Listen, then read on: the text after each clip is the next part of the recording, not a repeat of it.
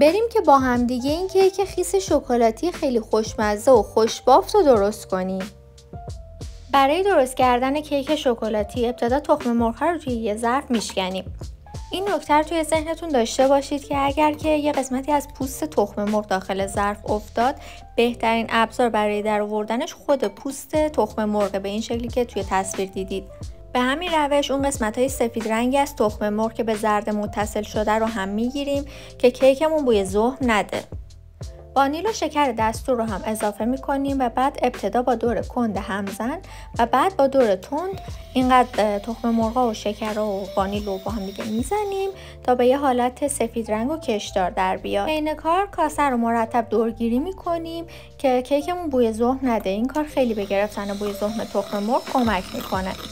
ترکیب تخم مرغ‌ها باید به این رنگ و بافت برسه. روغن مایه رو حدود 15 ثانیه داخل مایکروفر گرم می‌کنیم و بعد پودر کاکائو رو بهش اضافه و مخلوط می‌کنیم تا کامل توی روغن حل بشه و بعد به ترکیب تخم مرغ اضافه می‌کنیم.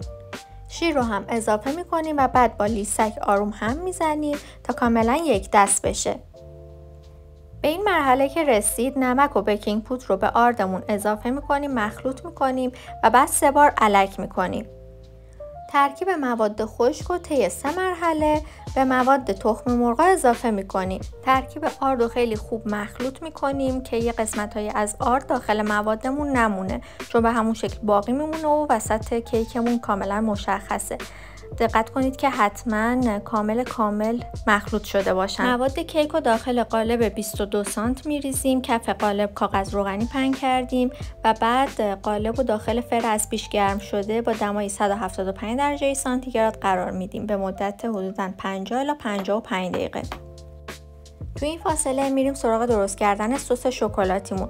همه مواد دستور به جز شکلات سکه‌ای رو داخل یه قابلمه میریزیم، شامل شیر عسلی، شکر، پودر کاکائو و روغن به اضافه یه شیر.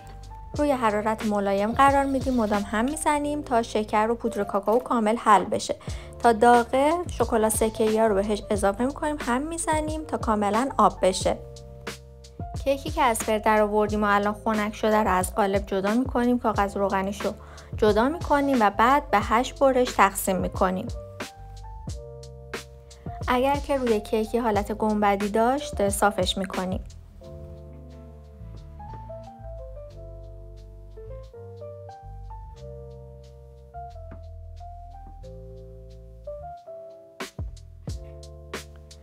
برشای کیک رو مجددا داخل قالبی که کیک رو درست کردیم به این شکل میچینیم.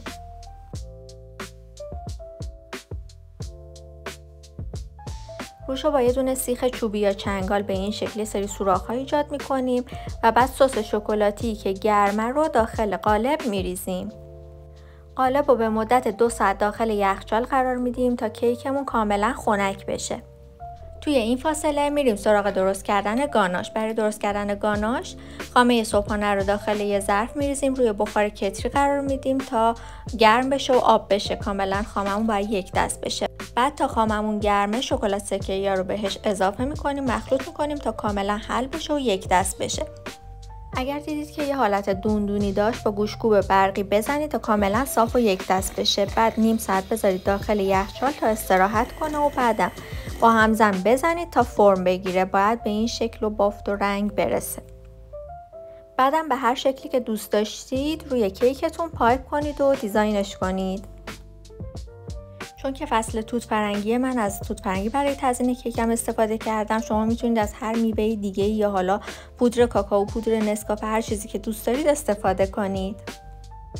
امیدوارم که از این کیک خوشمزه خوشتون اومده باشه و حتما درستش کنید و در کنار عزیزانتون نوش جان کنید. برای دیدن آموزش‌های باحال دیگه حتما کانالمو سابسکرایب کنید و همراه من باشید. مرسی.